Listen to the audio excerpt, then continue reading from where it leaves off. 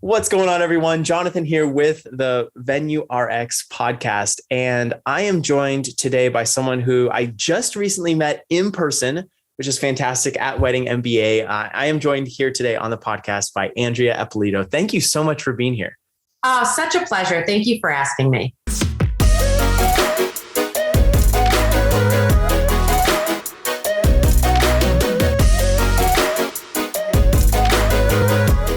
Well, it was wonderful meeting you. I'd heard about you before in our industry. And for anyone who hasn't heard your name before, because I know you do so much for our industry in terms of education. And I mean, we were just talking before we got on about the different things that you do. But for anyone who doesn't know, who aren't aware of who you are, who are you and what do you do? Wedding planning and event design based in Las Vegas. My business is intentionally very small and boutique. So I typically will plan and execute anywhere from 4 to 6 really special custom weddings and events I always say I create extraordinary experiences for people who lead extraordinary lives. So high net worth people that can have the best of anything anytime they want it. And so I specialize in really making their wedding and that weekend experience better than all of the other days in their life.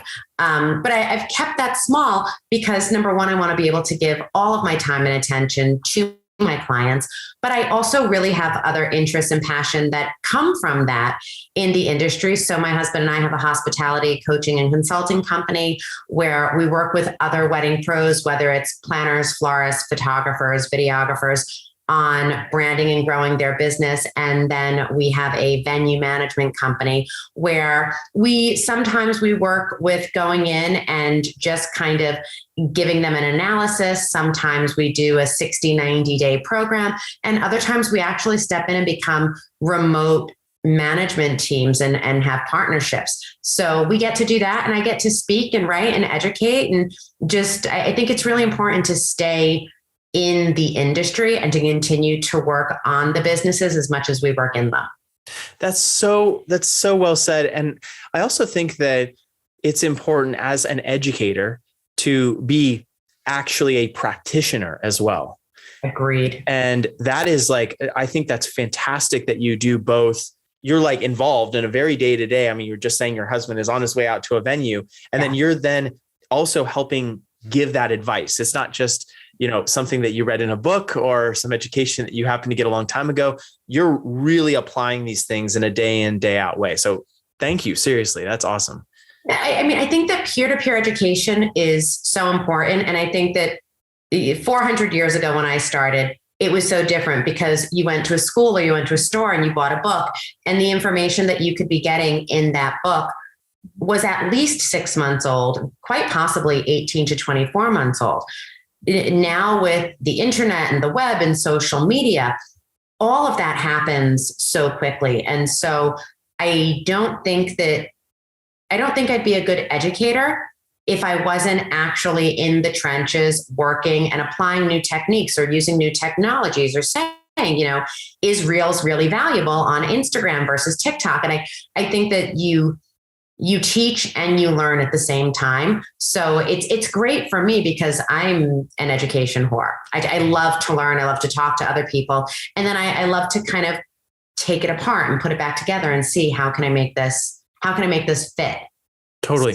And this is off topic for what we're going to be talking about today, but I have to ask, what are some things that you would give people advice for on how to decide who to listen to? Because obviously in just the coaching world in general, there's tons of people, business coaching. But in our industry, there's, certainly many different educators, and you can't listen to all of them. There's only so much time in the day. You actually have to spend time in your business. So for someone who's listening to this right now or watching on YouTube, who says, okay, I know that I need a coach or a mentor, or I need to be a part of a group, a mastermind, whatever it is, what are some of the things that you would say they need to look out for? Well, this came up recently. I think one of the hardest things is that anyone who has a website all of a sudden can be a coach. And I recently saw somebody take another coach's platform and just kind of say like, oh, and I do this too. Mm. And I think that in a way it degrades, whether it's coaching, consulting, business mapping. I think that the most important thing to look for is somebody who has been in the industry for a long time, somebody whose business and career you truly respect, somebody who's doing the kind of work that you aspire to. And even then, there are people whose work I respect who I don't click with. I don't vibe with. It's kind of like, it's like any other relationship. I think that you should really work with somebody that you have a good flow of respect. You have a good flow of communication, that it's not an awkward first date, and that challenges you. I know that I've got a couple of different coaches and a couple of different mentors in my life. And one of them for years, there's a lot of times where we're at each other and we're not agreeing. And in so many ways, I think that's great. I think it's great for somebody to force me to see something from another perspective, and also to force me to defend my position.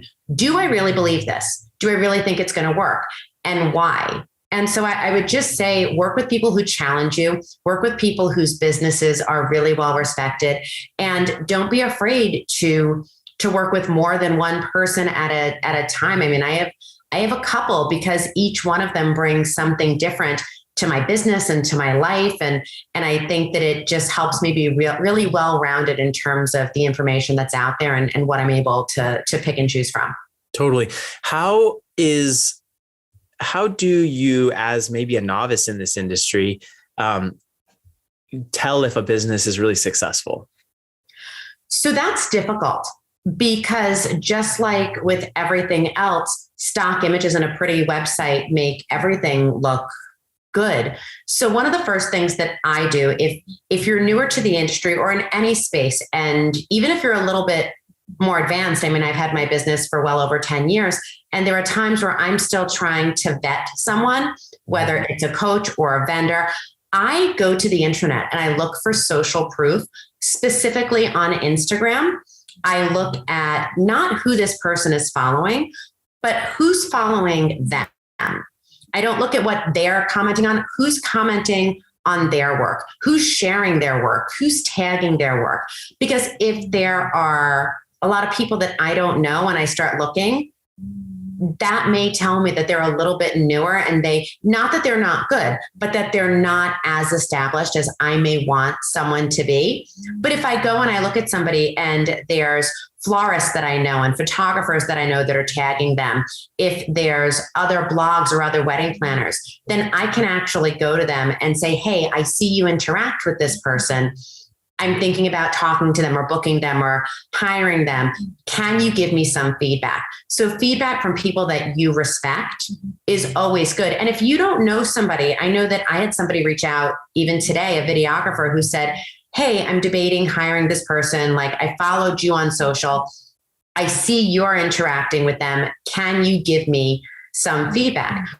I don't know the person who reached out to me, but I know the person that they were asking about. And I was thrilled to be able to give them a really good reference, because it's a business that I like and it's a business that I respect. And so taking 2 seconds to say, this is a quality pro that I think you'll have a good experience with is, my pleasure to do. That's incredible. That's a piece of advice that I haven't heard before.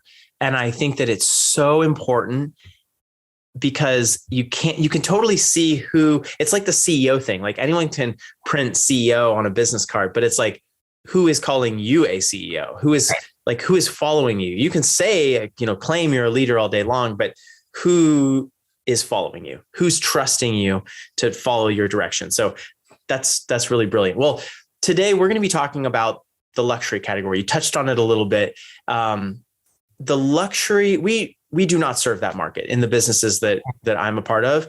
And I'm fascinated when I go to industry events or I see in online forums or communities, people talking about the luxury space, kind of like it's this like mystical unicorn space, where these $500,000, $1 million events reside. And there's this idea of like, we want to get there because we feel like the budgets are higher. So that'll make things easier, right? Because there's more money there. But I think there's a lot of misconceptions. And so could you go over some of the commonly held misconceptions that you feel people have when thinking about the luxury wedding space?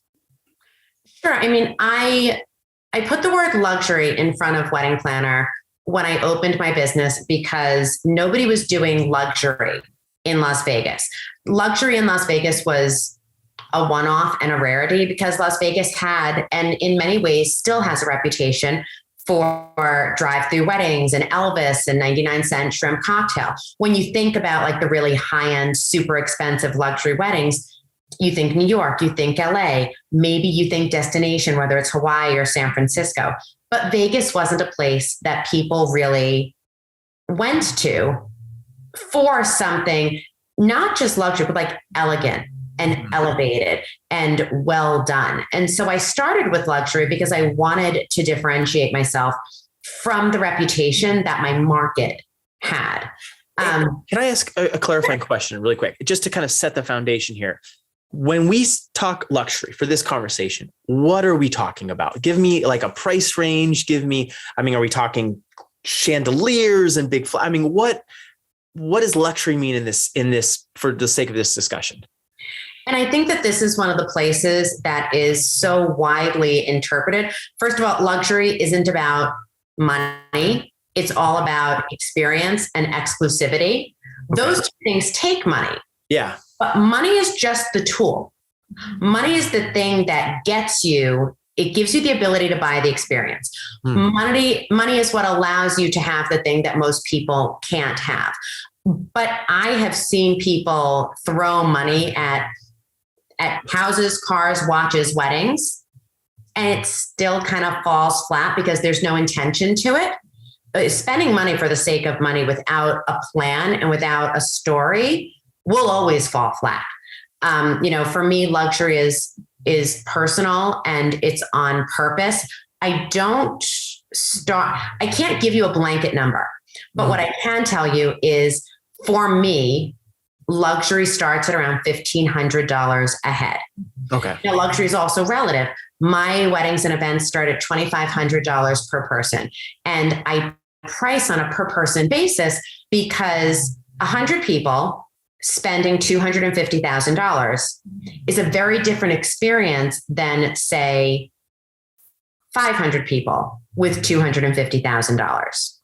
You're not spending the same amount. You have to stretch that dollar so much further. And so I typically will talk about the luxury market in a per person price point. So generally speaking, a lot of times you'll hear luxury starts at around $750 to $1,000 a head is kind of like where you start luxury.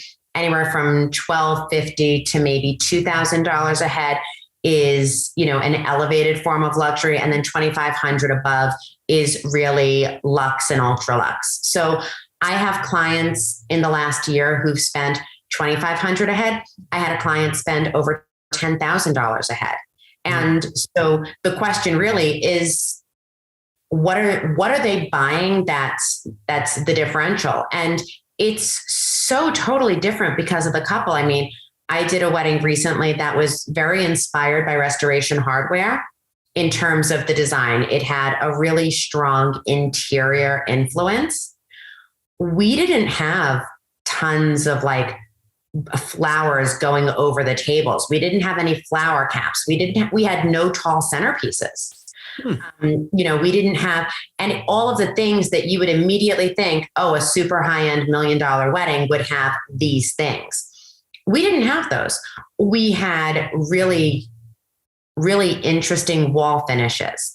We created walls within walls within walls to create rooms. We had 3 different types of flooring. We had, beautiful custom tables and chevron stitched chairs. That mattered to the couple in a way that flowers wouldn't. I've had other couples spend on 9 or 10 courses of food and wine pairing and bringing in celebrity chefs because that mattered to them. And the entertainment wasn't really the thing because they weren't dancing. So I think that if you look at your market, wherever it is that you are, whether you're in a major metropolitan city or if you're in more of middle America, look at what your average couple in your market is spending and figure out what that is per person. And then take it up about 25 to 40%. And that's going to be your market's definition of luxury.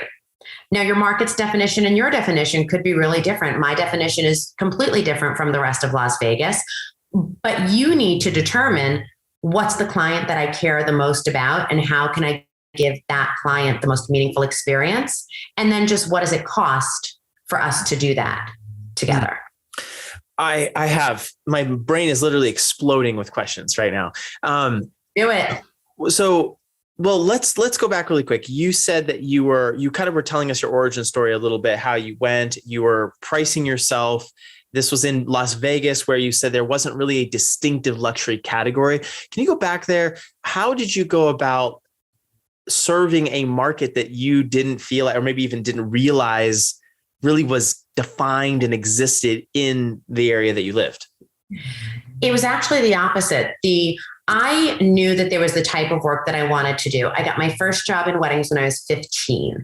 So it was a very kind of happenstance thing that drew me to the industry. And so when I got in and I started working, I was like, this is the greatest thing ever. I'm never doing anything else. I really had every intention of going and being a criminal attorney. I wanted to work in law. I was going to go into this much different route. And when I found this industry, it changed everything. But in the early 90s, there wasn't a place to learn. I mean, even when I started college in 98, I remember sitting with my counselor and he said, so what do you want to do? And I said, I want to be a wedding planner. And he's like, catering. I said, no, I want to be a wedding planner. And he was like, that's not a job. And I remember saying like, no, there's this woman, Marcy Bloom, and she's in New York and I see her in the society pages because I was raised on Long Island. So I'm like, she's doing it, celebrities. I really think this is going to be a thing. And he was like, yeah, we'll put you in catering because there was no place to put me. Yeah. And when I started working, I remember the Bellagio was truly the first resort that put their flag down and said, we're going to do luxury better than anyone else in the world. And I was fortunate enough to be able to be on the opening team as a wedding coordinator for the Bellagio. And Steve Wynn came out and said, we're the best hotel that has ever been built. And he said it so many times and the world believed him. And so when I started looking at what existed, the talent that exists in Las Vegas is so extraordinary. And in so many ways, second to none. We can build you a lake. We can build you a pyramid. We can build you cities. And yet people struggle to think that we're going to be able to really build them a centerpiece. And I looked and I said, if we can do all of these things, if we have all of these great chefs, if we produce these shows, why couldn't we do the kinds of weddings that these other markets are doing? And I said, if I know that this is the work I want to do, then I have to believe that there are other people who want to see that. And there was the occasional one-off, really kind of high-end special wedding that was happening here. And so I took a page from Mr. Wynn's book and I looked at what was out there and I said, okay, this is what everyone else is charging. I'm going to charge, everyone else was charging like $3,000, $3,500. I said, I'm going to charge $5,000. And they were like, why? I said, because I'm the best wedding planner in Las Vegas. And people were like, says who? I'm like, well, who says I'm not? Who says for the person who cares about this more than anything else that I'm not the best choice? And I had saved my money so that I had money put aside so that if I wasn't profitable, my family wasn't going to suffer for a few years. And I went out and I said, I'm going to be very specific in who I talk to, in terms of the marketing that I'm putting out there. And I'm only going to do work that I believe matters. And so I was very clear with my blog posts. This is what I believe luxury is. I believe it's about time. I believe it's about attention. It's not about volume. I believe that it's doing something different. this is who I want to be, sharing work that other people did that I loved, giving credit, but saying, this is why I think it's important. This is how we can do it. And then building relationships with partners and vendors who at the time really wanted to do the same work that I was doing, that we were able to build something together. And that worked I also reinvested my own money. I said and I didn't publicize this at the time, but anytime somebody paid me, I took 10 to 15% of what they paid me. And I purchased things for the wedding that my clients wouldn't pay for. And in the beginning, it was as simple as, no, the venue gives us pre-printed menus. I don't need custom menus. And in my head, I'm going, but those beautiful custom menus really make a difference in the pictures. They really make a difference in the tablescape. They really are impactful. So going to stationers that I knew and saying, hey, I'm going to buy these. Can you work with me on the price so that we can both get the credit and we can both show it and then sell it? And I did that for about 5 years. And it was a very, very fast kind of trajectory of growth. And then after 5 years, we had to sit down and say, okay, in terms of all the businesses I was working with, where does everyone see themselves going now? And at the time I was really sad, but now looking back on it, I think it was such a gift that we all gave each other. We all really wanted to go and do different things. And the personal relationships that grew from the work we did weren't enough to keep us together as a team. Mm-hmm. And it was difficult, but it was also equally beautiful to just turn around and say, like, this is the kind of work I want to do, and I'm going to go do that. And you don't enjoy this work. Yeah. And that's okay.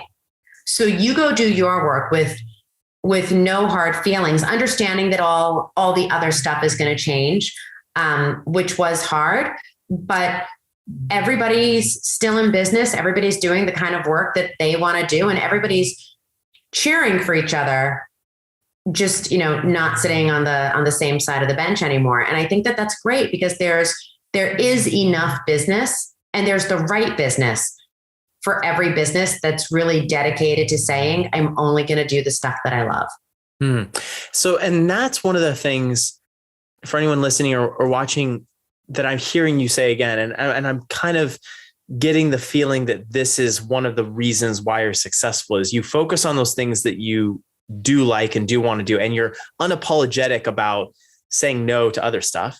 Yeah. And correct me if I'm wrong, but then also it's not about the money, which I think people in their minds immediately go luxury, and then they go, but I love that you broke it down price per person, because even though that's done quite a bit, maybe when thinking about pricing a venue or catering or whatever else, when you think about it from a planner category, you're really thinking about creating a very curated, custom experience for the guest. It's not just, obviously at macro, it is the couple, but for the guest, you're creating this custom experience through the tablescape, through the florals, through the experience. So it's really about the experience. And then that just happens just because of this fiat system that we're on. Like, it's like, it happens to cost a lot of money also. Yeah. So would I be fair in saying, for anyone wanting to get into a luxury category, instead of thinking about price for whatever they do, whether it's a DJ, planner, venue, whatever, don't focus on the price, because that's where everyone's mind goes, but instead focus on the experience that's provided, and then kind of work backwards to discover the price? I think in a way that's fair. I think that there's, I've worked with Sean Lowe from the BBC. It's The Business of Being Creative. I've worked with him for years. And one of the things that he spent a long time hammering into me was, there's what it costs and there's what you cost. And it can be hard to separate those two things, because so many times there's this feeling that we're commodities and that we're interchangeable. And if not this one, then that one, when really that's not the case. And I think that what has helped me over the years, and what's been such a differentiator, is that, like, I know how much money I need to make in order to be able to do my best work. And everything that we've done, my husband and I met working together. Our relationship has really been built on a partnership that is totally different. And I know you and your wife also worked together. It's that couple that comes together in a working environment does things so differently, I think, because you speak a different language and you understand each other in a different way. And there's this like whose side which, but the way that you move around each other and dance is just perfected over time. And there's a side of our relationship that has always been very analytical because it's a project mindset. And then there's an emotional relationship. So when we sat down and I said, we're going to do this, we said, okay, what is our lifestyle that we have today? What's the lifestyle that we aspire to have? And how much does it cost to be us? And so I have a very clear picture. I know the numbers of what it costs to be me, what it costs to live where I want to live, drive what I want to drive, travel, and still be able to put money away so that I can go to the next place. And so we had that number. And then I said, okay, based on this number, this is how much money I need to bring in. Based on that, how much do I really want to work? Where I can do my best work, not where I'm grinding out and pumping out 19, 20, 30 weddings. Where do I feel like I do my best work? And so we did, we did this before it was chic or in vogue or something. We did a client, we called it at the time a case study, and I built out a resume, which now is, more commonly known as a client avatar. But I said, okay, who do I want to work with? What are they like? What do they need? What do they value? And how can I make an extreme difference? Not just she's the girl who checked the boxes and got me down the aisle, but how can I really be transformative in their life? How many of them are out there? How many of them can I work with? And I said, well, I really feel like at the time I said, I think I can do my best work around 10 times a year. That number at one point dropped to 3 times a year, and now it's gone back up. But I said, based on that, this is how much money I need to make. So a wedding planner and event designer has to be one of the things that my couples value the most, because my number is higher than a lot of other people's. And then when people say like, oh, you should be spending 10% on your DJ. Why? Like, it's such an arbitrary number that somebody sitting at a blog pulled out by randomness. What if you love music? What if you and your friends spent your college years going to festivals? What if the only thing that you care about is hosting a rager and a banger? Spend 40% on your DJ. Like, I think that we have all these arbitrary costs and numbers. My people care about being taken care of. They want to be catered to. They want to be seen and understood. And they want somebody who has the time, because really at the luxury level, you're paying for time and you're paying for attention. You're not one of 20. You're one of my 5. I don't ever have to check a file to figure out where we are, because I care about you more than I care about anything else. I can only care about 5 people that much. And you're one of them, as opposed to, well, let me check. It's just a different thing. And so look at what you require as a human being in order to do the work you want to do, and retrofit and then build the business for that. That was really, I think, the secret, and continues to be one of the big drivers for us, is that we've looked at it and said, what kind of work do we want to do? What kind of life do we want to have? This is who we are as a couple. This is who we are as a business, as a brand. And then who does that serve? We didn't start with the clients, which I think feels very backwards for people. But I think that being crystal clear and having no doubt about what my strong suit was, where I was better than everybody else, knowing that helped me figure out, okay, well, who cares? Who wants that? Because if you don't care about the things I care about, no award or magazine feature matters. It's like we don't care about the same thing. I'm not for you, and you don't belong here. And so everything else from that point on becomes a waste of time because we just don't fit. Totally. Andrea, what you said in some ways reminded me. So, I spoke with you and some others at Wedding MBA, and I was speaking with Sal Sincota right after his presentation. And he asked somebody, I actually overheard him asking somebody, how much money do you want to make in a year? And the guy spent like 60 seconds, which seemed like an eternity, hemming and hawing. Yeah. And he didn't really have clarity. And it seems like what you've done is you've got the clarity kind of first, and then reverse engineered what matched that versus trying to figure out what you think you want to do and then trying to like force yourself into the box that serves that.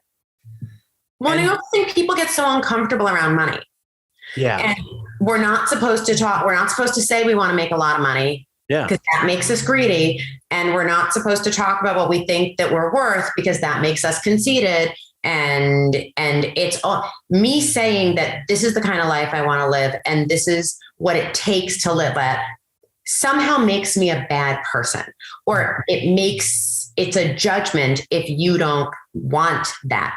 One of my closest and best friends in my city is also another wedding planner. We have two totally different markets. We have two totally different price points. We don't care about the same things. And so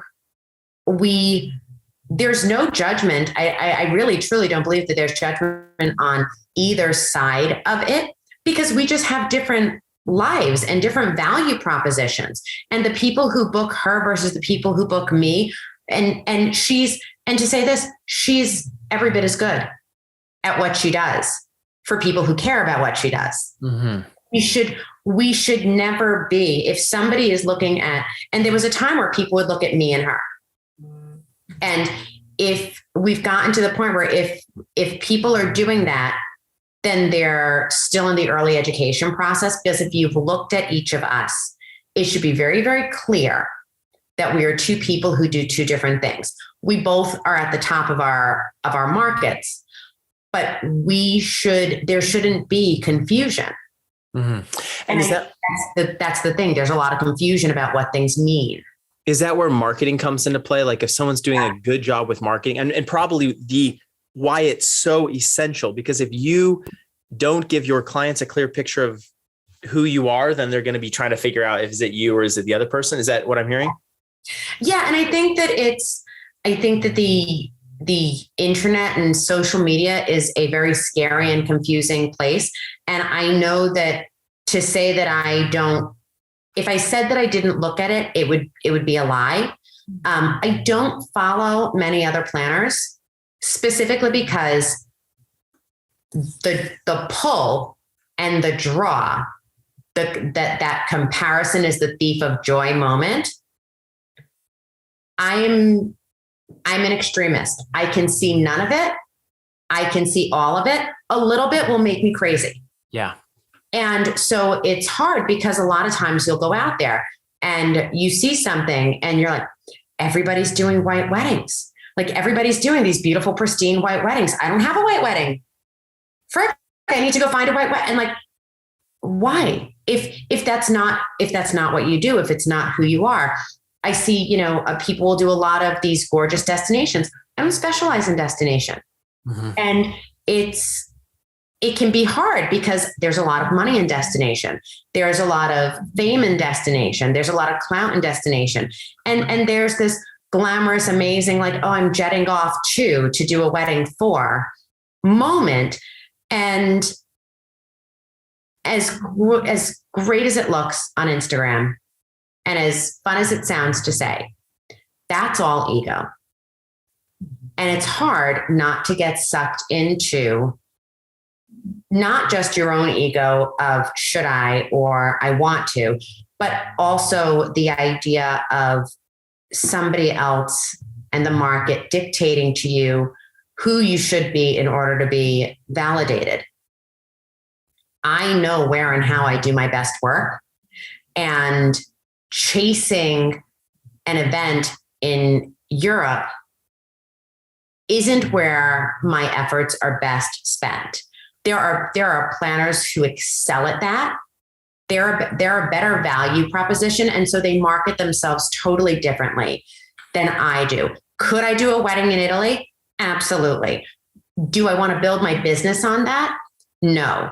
And I really have discovered how important it is to stake your reputation on the piece of business that's in front of you as if it's your last. And so that has become more important. Having a signature, having the thing I care about, and it's the only thing I talk about, and I talk about it over and over and over again, makes it so that by the time you get to me, it's really not, when I get a lead, I'm not selling anyone, because I really believe that the customer is more educated than they've ever been, that they're smarter, that they're more savvy. If you've looked at everyone else and you've called me, it's hopefully because I've communicated so well through pictures, through video, through text, through caption. I'm very clear with you about who I am and who you need to be in order for us to vibe. And so our consultations aren't sales meetings. They're really just like, do we like each other? Do we communicate well? Do we think that this is a rapport? Yeah. And so I think that's why we had a holiday party on Friday, and half the room were partners and half the room were former clients that have become friends. And it was amazing to see, like, one of my brides who owns a boutique and is in fashion is now selling clothing to videographers' wives and photographers that I know, because we all share the same worldview. And I think that's so important. I love that. From what I'm hearing, it's almost like there's a sense of maturity that as you've gone through the industry, you started to really realize, like, what's important to me? What do I want to be? And you've just been kind of a purist. You said you're an extremist. I think it was the word you said, and it's kind of this all or nothing thing. Talk to me. I have to ask this question. If someone's brand new to this industry, brand new, and let's even say they're young in age, young in experience, right? Maybe they're the Andrea who started with the Bellagio way back in the day and hasn't yet really cut their teeth and learned from the experiences and different things like that. How do you go about defining, like you said, where you do your best work, but talk maybe a decade back where you maybe didn't really have that defined quite yet. What are some things that people can do to help reveal that for them so they can actually pursue that thing that they really should be focused on? So I think that the first thing that's important is, and it's a great question, because who you are and how you do your best work and the things you care about will change. It has to change because we're all evolving, and the goal is always to be better tomorrow than I was today. And so when you're looking at this not as a hobbyist but as a professional with a career, and you're saying, I'm going to dedicate my entire professional life, 20, 30, 40 years to this industry, where you end up at 40 years in has to look markedly different from where it did at 30 and at 5 and at 15. And so the biggest thing that I would urge people to say is the same way that we profile our clients and that we do an avatar for clients is to turn that on yourself and to figure out, we're all drawn to things. Maybe you're drawn to food. Maybe you really care about menu planning. Maybe you care about wine. Maybe you care about music. Whatever the thing is that you love, figure out why. Figure out why that's important. Figure out how that has changed your life and how it changes other people's lives. Because I think that where you are especially today, who you are as a person and who you are as a brand, there's not much of a differentiator. And for it to be done well, it has to really authentically be very much aligned. And so once you understand who you are and where you sit, you would naturally want to work with people who care about the things that you care about. So I think a lot of that is self-assessment. The other thing that I think is important is working in different disciplines. I know how lucky I am to still be in this industry. I know how how hard I've worked to get here. I know how fortunate I am that people continue to invite me into their lives. But I also know that there's an entire world of skill and talent and stuff that I don't know.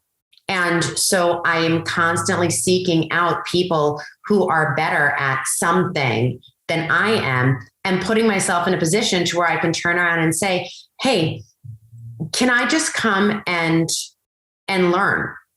And how can I come and learn? Because I think that if you start out and you say, well, I really feel like I'm this person, you may get there and really, you may want to be that person because maybe the internet or the magazines, your clients tells you this is who you should be. But I think until you're in it and you're practicing it, it's like yoga. It's a constant practice. You don't really know until you get your hands dirty. So work with everything. I've carried people's lights when I was learning about photography. I've watched people edit when I learned about video, and I'm still going out and looking for producers and saying, can I just be a fly on the wall and I won't be in the way? Just because I think it's important to understand the businesses that you're working with and the people that you're bringing into your business. So, because it helps define your culture. It helps define your work product, and it gives you a different language when you talk with your clients.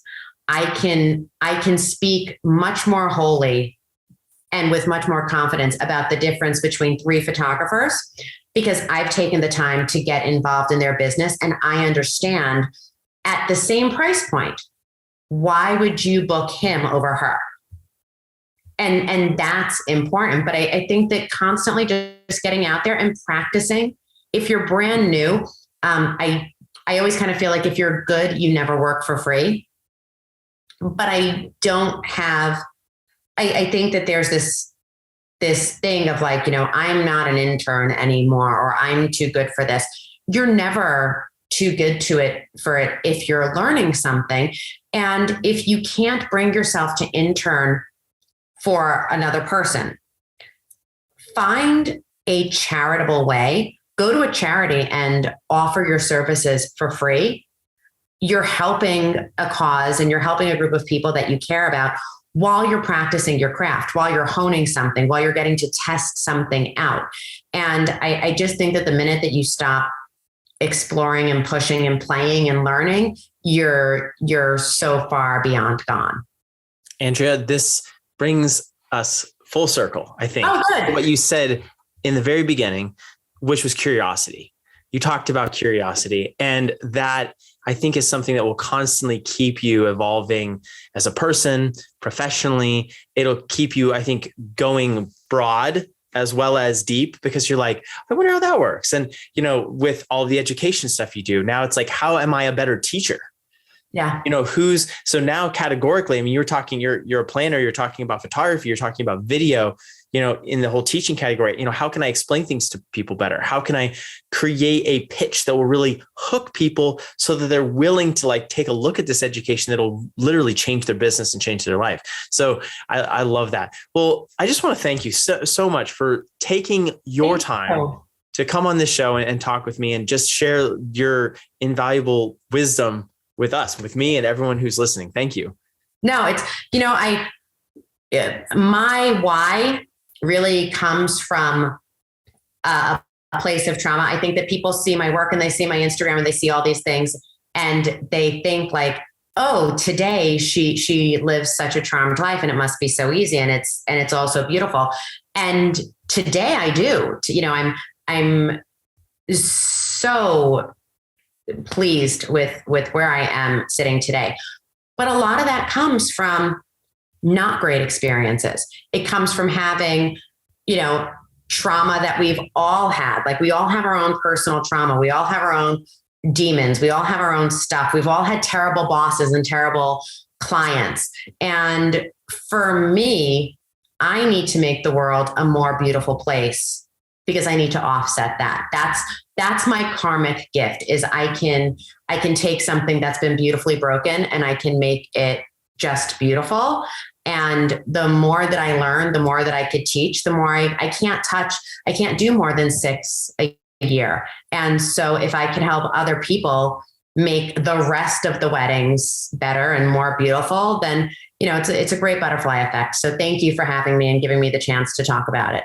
I love it. I love it. Thank you so much. For people who want to learn more about you, Yes. when we're going to record, have links to all this in the descriptions, on everywhere, but if there's just one place that you'd like people to go to really see your work or connect with you, where would that be? I would say Instagram. I'm at Andrea Eppolito, and I respond to everything and everyone on Instagram.